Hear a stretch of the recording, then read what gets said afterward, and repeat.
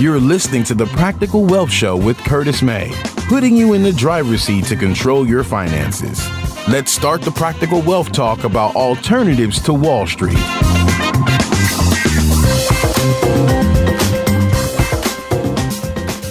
All right, welcome to another edition of the Practical Wealth Show, and I'm very excited today to speak with a good friend of mine, Miss Desiree Stafford. And before we get into it, it's funny, I know her well, but I'm going to go through her bio because she's a very accomplished woman. And with the theme of what I want to go into at the end of the year of your mindset, your ability to, generate revenue and to stop playing small. So let me tell you about Desiree. Desiree is an Amazon best-selling author, coach, inspirational speaker, and freedom accelerating business mentor. Okay. And so she went from a series of layoffs to running both a part-time 6-figure real estate investment business and a 7-figure real estate investment company. But during her first few years online, she found herself floundering, near burnout, and knee-deep in debt. Desiree realized that she had made the common mistake even most smart coaches make of investing in the popular one-size-fits-all business-based programs or strategy-based programs. The problem was that she needed customized support to overcome the mindset challenge that kept her from fully standing in her power. Hear this now. Driven by a fierce desire to live her dreams and inspire others to do the same, she took the risk of investing again, this time hiring a coach to help her do the inner work. Shortly after she owned her own brilliance, because she is brilliant, she adopted a quantum leap mindset, defied the vanilla, bland, boring, cookie-cutter marketing strategies, and finally built a freedom-based business that allows her to work and play from anywhere in the world with the internet business. Today, she shows her clients how to get out of their own way, attract yes on the spot, dream clients with ease, and make money as big as their purpose faster than they can renew their passports. So with that, I'm excited to, I'm excited to bring you Miss Desiree Stafford. Hey, good morning. Hey, Curtis, how are you? It's great to be here. It's great to have you. So I'm just honored to know you. So I think I knew you back when. So it's been an interesting journey. Yes. And I like people to hear about the journey because people think it's, all bright lights and glamour. I'm just going to go and, I want to be an entrepreneur. I want to be a coach. I want to do this and that. But, you've gone through some changes, some ups and downs. Tell us a little bit about, fill in the blanks there, and tell us a little bit about your burning desire to help people, but what got you into, because it's an interesting story of how you got into entrepreneurship. I want you to talk about that. Well, I got into entrepreneurship because I got laid off more times than I could count, to be quite frank. I never expected that I was going to go this route. I only had at the time like one entrepreneur in my family, which was my dad. And, I never really saw him be very successful at it. And it wasn't just something I was thinking I was going to do. But you get laid off enough, you're like, wait a minute, there's a theme here. I'm the common denominator. I had to really take a look at what was going on for me. Right. And I started my first business as a real estate developer because I was working at a real estate investment company. We were shopping center, developers. That's what we were doing. And I was fascinated by it. Plus, my father was in real estate, so he was always wanting me to get into real estate also. And I was just fascinated by it. And I started taking some classes, and I was like, oh my gosh, this is actually kind of fun. And I started investing. And, my first couple of years, it was a dream. It was so easy. It was so much fun. It was such a huge passion of mine. And then, I got laid off from that real estate company that I worked for. And I loved that company. And it was right around the time when everything that was going on in the economy was actually now hitting the commercial real estate market. So it wasn't just a residential anymore. It spilled over into commercial. And so, I did what most people do. I went back and I got another job. Well, actually, in between then, I dipped my toe in the water of entrepreneurship, and I had a partner, and we started, full-time entrepreneurship, I should say, because I had already had my own properties, right? But I had a partner. We started a cupcake company. But, that really wasn't a passion of mine. Even though it became like an award-winning cupcake business, it was not something that I knew that I wanted to spend the rest of my life doing, And I ended up going back to corporate, and I thought, okay, well, I'll just stick it out here. And then I got another amazing opportunity to get back into entrepreneurship full time, which is when I became a partner in that 7-figure real estate company. That was the experience that really opened my mind to what was possible. And we were together for 2 years. We doubled our assets in that short amount of time. However, it was the first time that I noticed myself not really feeling as powerful as I had felt up until that point. Because when I had my other business, the investment business, I was doing my own thing and calling my own shots, When I had the partner for the cupcake company, it was similar, we had different personalities, but, I was still holding my own. When I got into this other business, it felt really big because it was $1 million company. It wasn't, something small. It wasn't something that was hidden. It was very visible. Do you know what I'm saying? I realized when I was in that business that, the normal way that I would speak up about certain things that I didn't necessarily agree with, or the normal way that I would feel very sure of my decisions and very sure of myself wasn't the same. Partly because I had a partner who had the access to our investors. I didn't have direct access to them. He did. And there was this part of me that felt that I didn't fit, that this was way bigger than anything that I have ever known anyone to be a part of. Do you know what I mean? And there was a subtle regression, you know what I mean, in terms of how I saw myself. You know what I mean? Yeah. See, I if we knew each other then, so we used to have, did we meet every week or every other week? Every week we had a little mastermind going. We'd meet at Starbucks and we would talk about this stuff, right? And I remember you thinking that, one, you were feeling like you didn't have power, but and correct me if I'm wrong, the longer you did it, you realized that, okay, I know as much as this guy. Then you start to come to that, that, wait a minute, why am I feeling inadequate where I think he's making bad decisions? Yeah. But I was thinking that at the time, but I hadn't shifted it then. And we ended up closing that business. I ended up going back to corporate, and I was devastated because I felt like a complete failure. But I'm someone who is very, very used to succeeding with ease.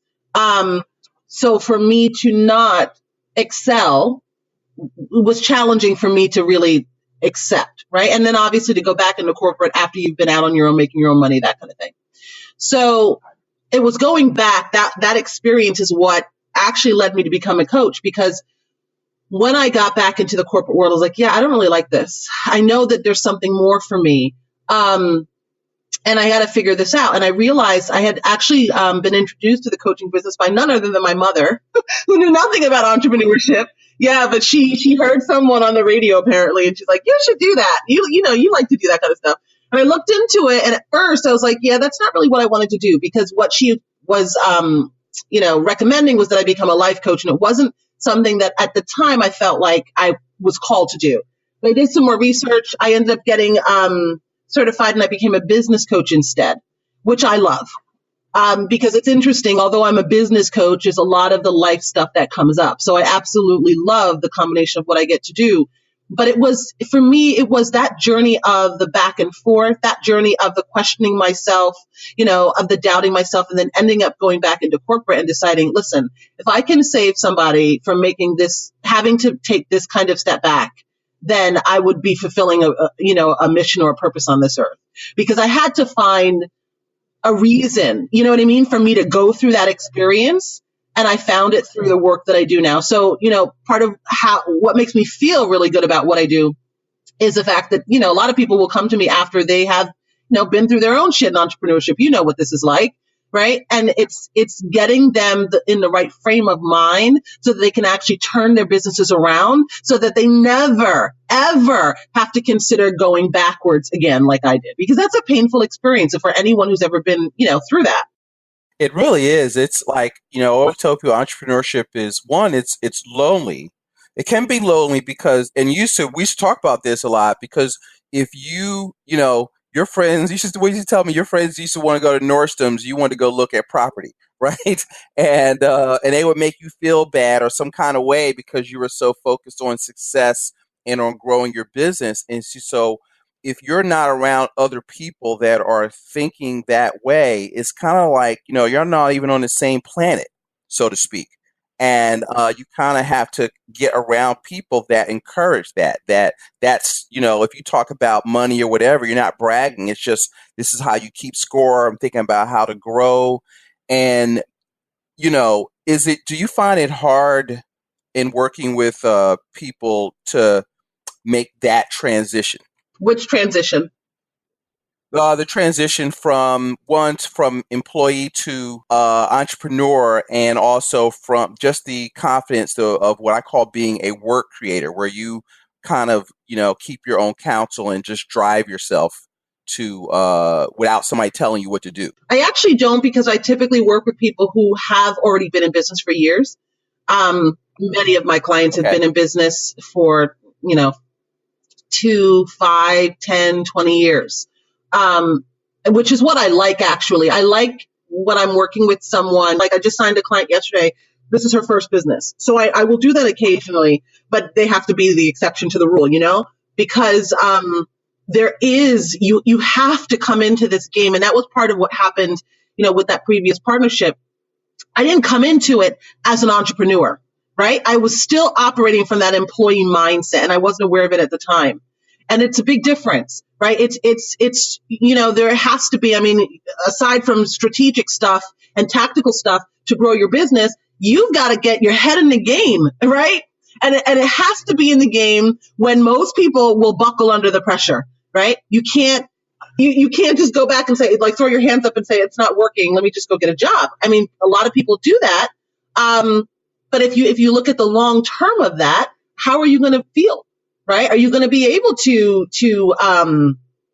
deal with that or not? And I really like people who are done with that phase. Absolutely. You got to live yourself where, like, listen, I'm going to do this. Like, what's that? Cortez, we're either going to win or we're going to die, because he's burned the boats behind him. Yeah.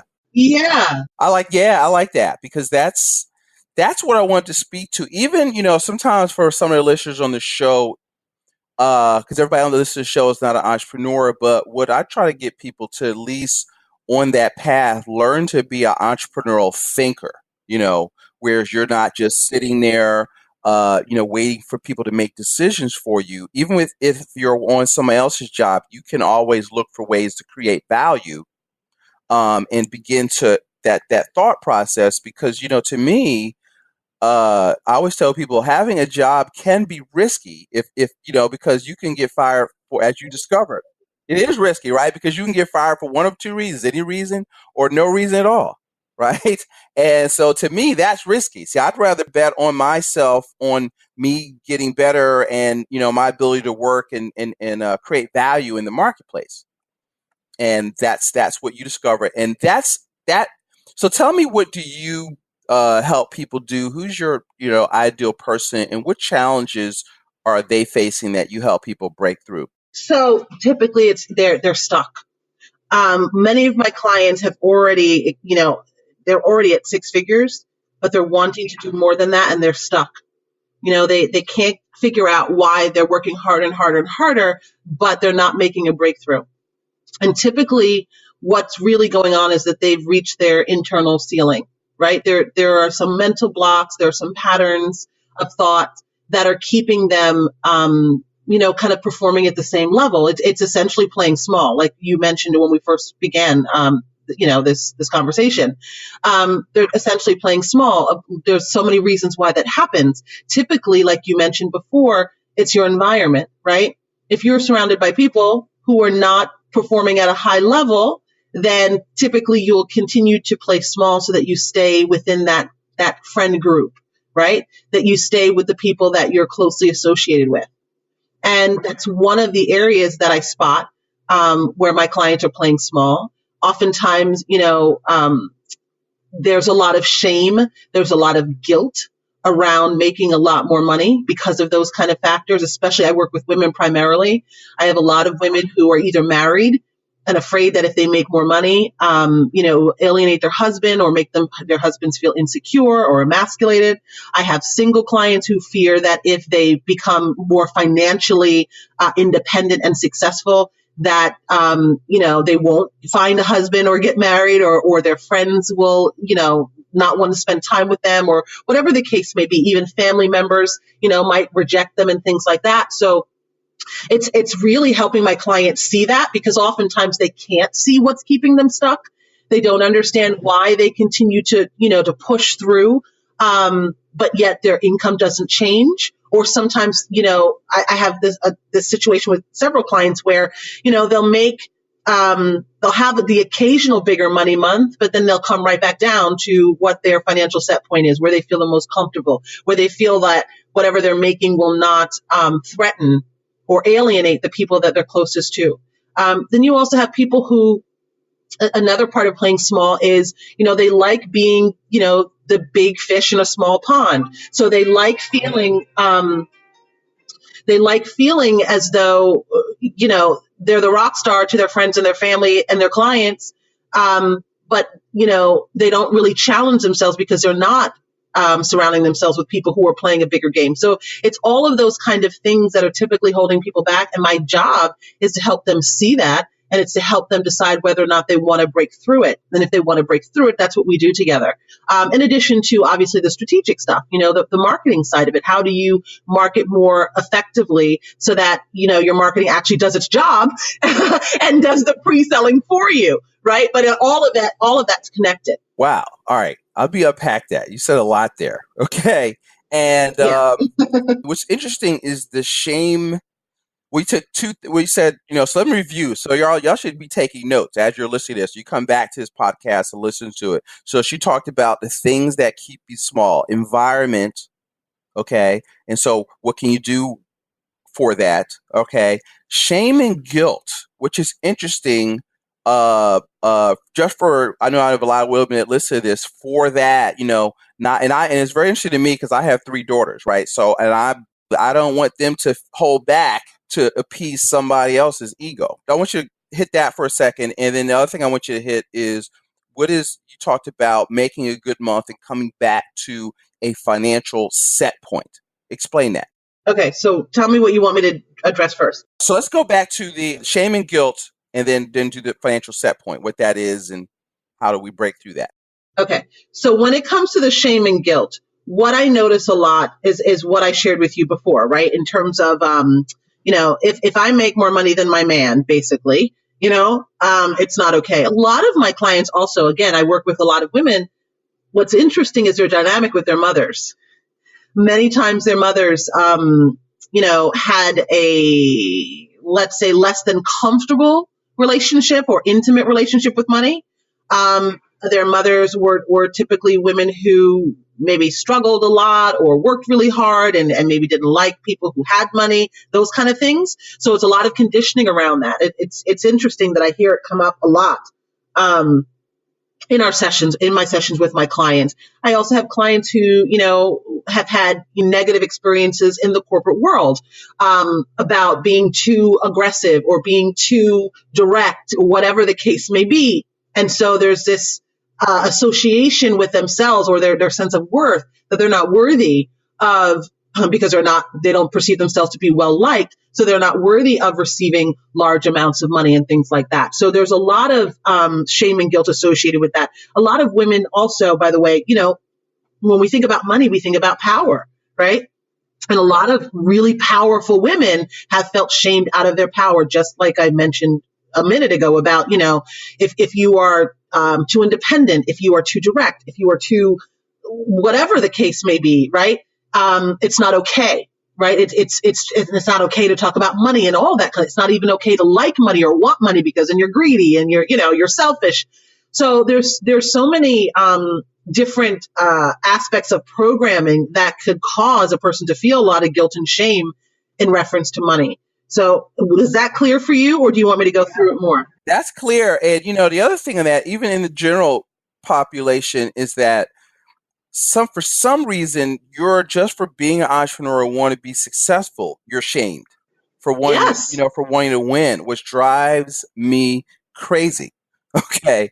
Of when people think that and they let people, put their negative thoughts or their lack of understanding about capitalism on them, and cause you to make decisions or play small because you want to be in business, but because you feel guilty, you create a nonprofit. Okay.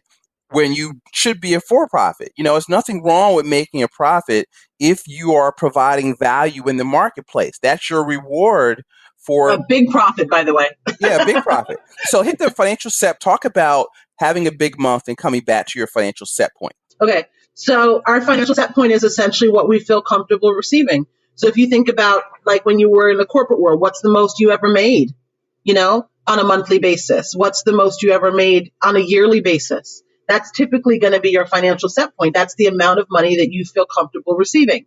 When you go into entrepreneurship, especially in the world that I'm in, because not all entrepreneurs are, doing things in a similar fashion. The industry that I'm in, coaching, consulting, mentoring, that kind of stuff, we really get to set our own prices. It's a completely different ballgame because I don't have to compare what my fees are to what anybody else is doing, right? So that means I'm totally 110% on my own in terms of determining my value, right? Whereas many other industries, people are looking at their competition, their nearest competition, and saying, okay, well, if that person's charging $500, then I should be charging $500, or maybe I can charge $600, right? And what I do, it's completely different. It's an unregulated industry, by the way. So I could charge whatever it is that I feel my services valued at, right? And so that brings up a lot of internal conflict. Right? Because you get the questioning of yourself. Well, who am I to charge this much? Am I really worth this much? Right? And then of course it bumps up against your, financial set point. If you've only ever made $50,000 at a job, right? And then you can make $50,000 cash in a month. That's, you know what I mean? Like that's a huge, a huge shift. And it requires someone to be aware of what that looks like, right? It requires you to be aware of when you're bumping up against your comfort zone there.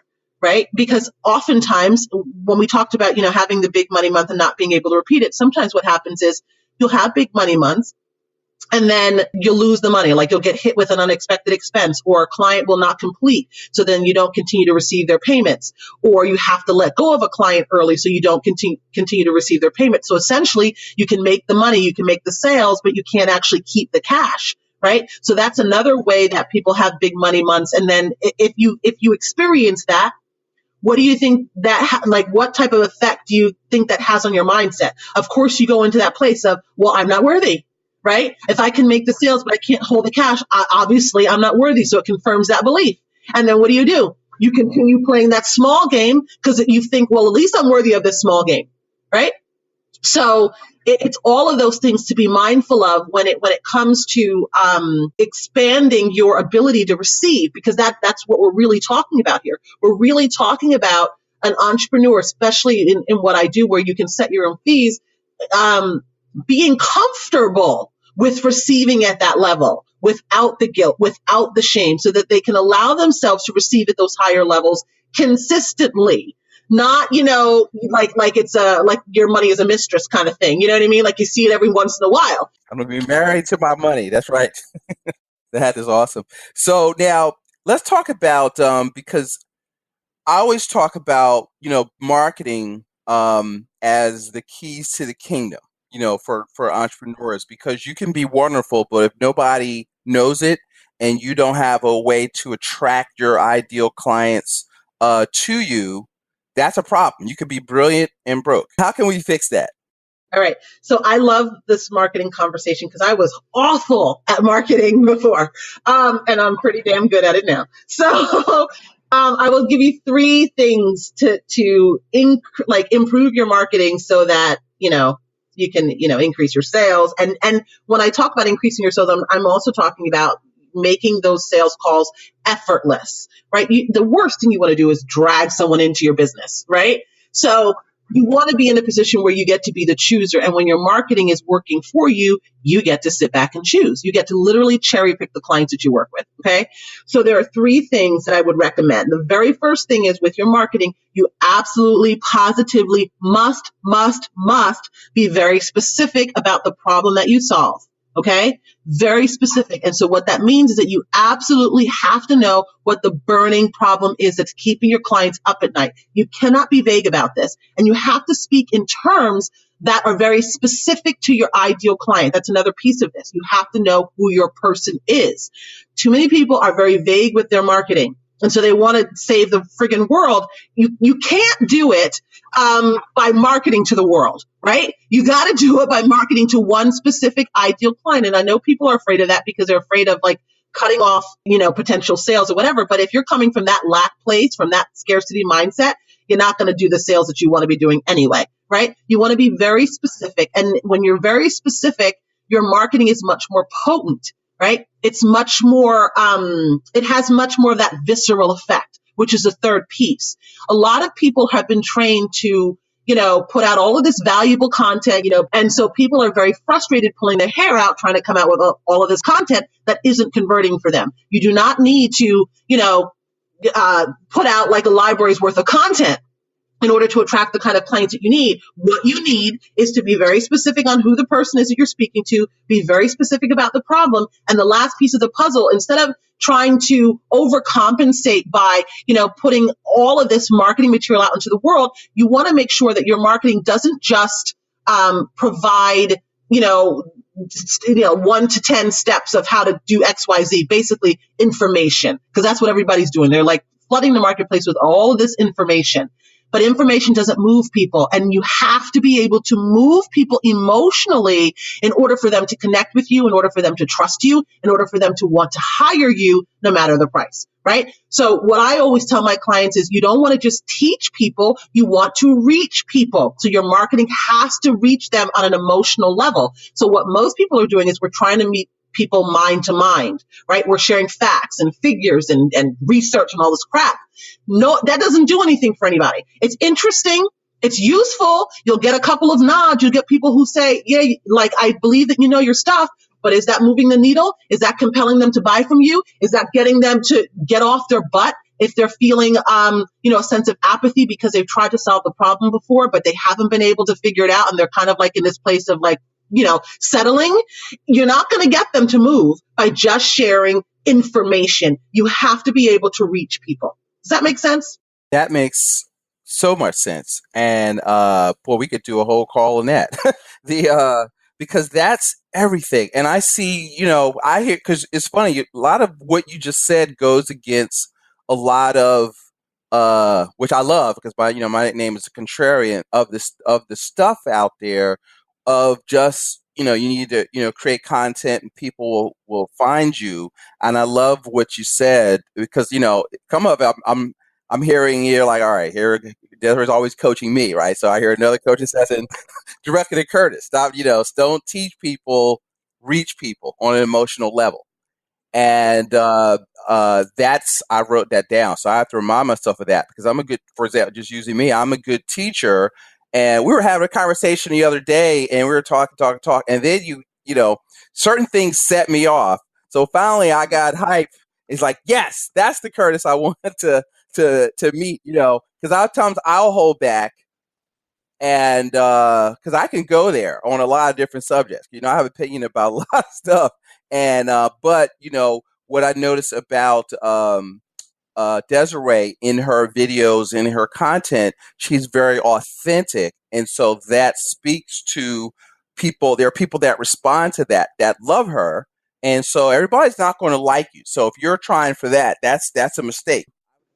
Well, that's the name of the game. Remember what I said, you have to have a specific person in mind, right? Let me tell you something. I tried to do this the other way. I tried to do it very vanilla, bland, boring, and I would mute myself. I would censor myself, and I was miserable, because part of the reason why that's a problem is because you then attract the wrong clients. Listen, I typically am working with a client for 90 days, right? One-on-one, or in my mastermind, it's a year long. You think I want to work with somebody for that long and I have to like hide who I really am? that would like tear me apart. And it does that to so many people. They end up working with clients and they're miserable. And that's part of what I do also, is help my clients understand why they were signing the wrong clients in the first place. And a lot of that has to do with their marketing, right? Because if your marketing is speaking to someone who's not you, or it's a watered down version of you, the muted version of you, the repressed version of you, the tame version of you, what do you think you're going to attract? Right? And you're going to be very uncomfortable. You're not even going to be able to make sales easily because you're going to be uncomfortable and holding back in your sales conversations. People want the truth. Authenticity rules today, right? It's not the way that it used to be. Because I remember, coming up, everyone was so prim and proper and so professional. And, and I remember thinking, I can't say that. I can't say what I really mean in my copy. I can't say what I really mean on my live streams. Well, guess what? When I was holding back, I wasn't selling as much, number one. And number two, when I was selling, I was miserable. So now it's completely different. I mean, I love my business today, right? I absolutely love my business. I love who I work with.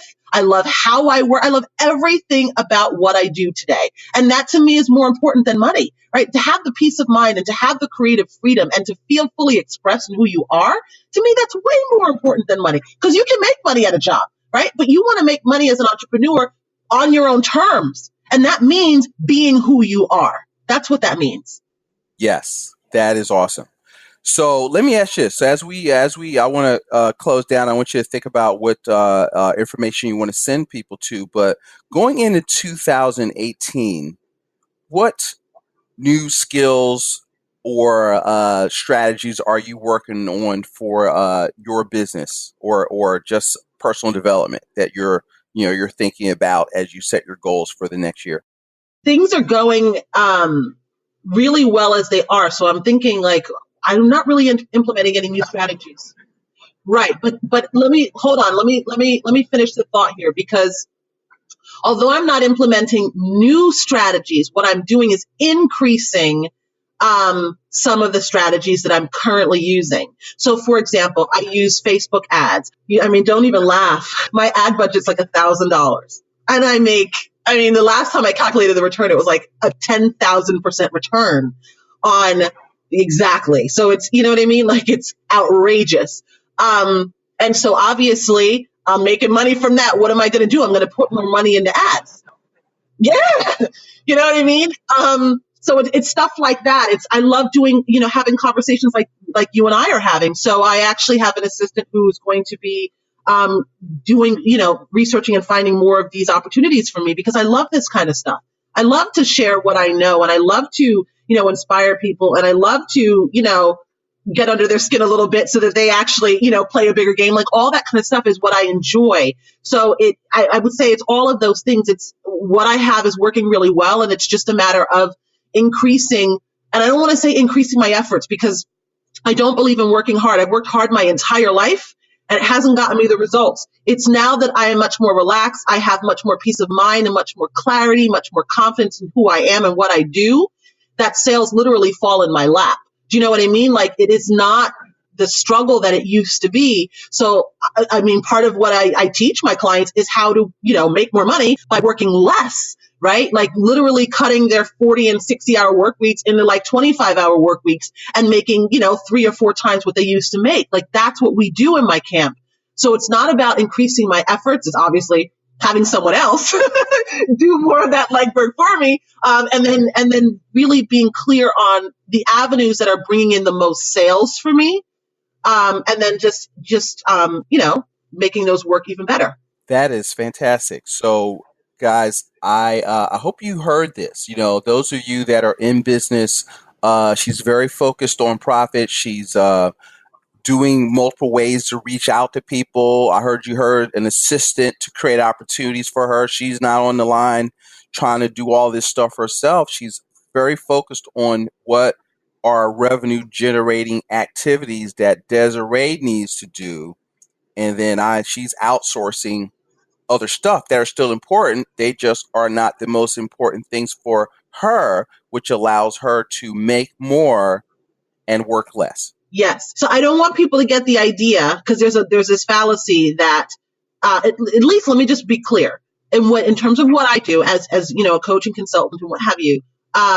there's this big fallacy within our industry that you have to have this massive marketing budget in order to, make decent money. And that's not true. So I talked just now about, I'm going to be increasing my ad spend, but if I'm spending $1,000 on ads and, I'm, doing 50 to 100K months, right? So, and that's in sales, by the way, that's not all, cash, because sometimes people are paying over, payment plans or what have you. But just if you look at it from that perspective, right? Most people will think, okay, but I have to spend money in ads to make money. And I'm here to tell you that you don't. I mean, right now, my ads are bringing in about 40% of my sales. So that means 60% are coming from organic marketing efforts. So typically what I'm doing is I'm posting on Facebook. I don't really do LinkedIn, but I know a lot of people do well on LinkedIn. And I'm doing live streams, and that's it. And I'm really, in terms of putting out content, I might do a live stream once, maybe up to 3 times maximum per week. I do a post a day on average. That's it. The rest of the time I get to live my life or serve my clients. So I want people to understand that. So don't go crazy thinking that you need this massive ad budget in order to make the kind of sales that you want, because you don't, right? A lot of this also has to do with mindset, because if your mindset is set to believe that you have to work hard to make money, that's exactly what you will experience. Wow. Yes. Thanks for that clarity there. All of it's attracting people to her. So she's not out, knocking on doors or calling people up. Hey, I'm a coach. Come, can you use me? They are calling her. So it's a better dynamic, and it's when they're reaching out to you, and so it's all about positioning. Absolutely. I'm glad you said that. Yeah, it's all about positioning. And so somebody interviewed me on a podcast for other advisors, and I said I try to educate, but now I want to. I've been teaching, but now I've got to get a little bit more. I'm emotional, so I can be very high. People go, yeah, it's to me, I have the cure for financial cancer, and I know it. And I know that most typical planning does not work. And so we've got to get that message out. So it's funny you should say that. So, I've gotten there, like one of my shows where somebody called me, I was like, don't die for free, and I was just pissed because, and the last one I did on the mortgages, because I had this conversation with my client and I was livid. What do you mean you're saving them $6,000 a year extra on your mortgage? Are you crazy? And I went off, and my assistant came in and says, I'm pacing around the office cursing. What is she? She said, you should record one right now while you're still so pissed off. And I did. That thing that you do, and you and I've had this conversation over and over again, that's what makes you you. That's why somebody will turn and listen to Curtis versus anybody else. You don't want to fit in. Your natural personality, when you deliver your message, that's what matters. That's what sells people. It's not trying to fit in. It's not trying to color within the lines. It's like snooze when you do that. People look right over you. They'll be like, yeah, he's got great information, but it didn't move me. Desiree, listen, so how can my listeners, I want to thank you again, how can my listeners find out a little bit more about you, what you're doing, your offers, how you can help them, get clarity, confidence, and more clients, so you can have more profits in your business? What should they do? They can go to my site for free training. Go to DesireeStafford.com, and there you will find access to my training, which will walk you through even more of the marketing stuff that I shared today. I like to give a lot of good value out there, so check it out. And I think you can even go directly to the training itself by going to DesireeStafford.com/charge more. That'll take you right to the page where you can see what what I cover in there. I talk about the simplified marketing strategies that I do and all that kind of good stuff, because it's really helpful. And it's really geared towards folks who are coaches, mentors, healers, consultants, anyone who's a professional service provider who has the ability to create their own packages. You'll learn a ton in that training. Well, listen, I want to thank Desiree for being on the call. And so if you've liked what you've heard today, please give us some feedback. Share this episode. Leave me a comment. And folks, I really appreciate you listening. And you guys have a great day. And thanks for listening to the Practical Wealth Show.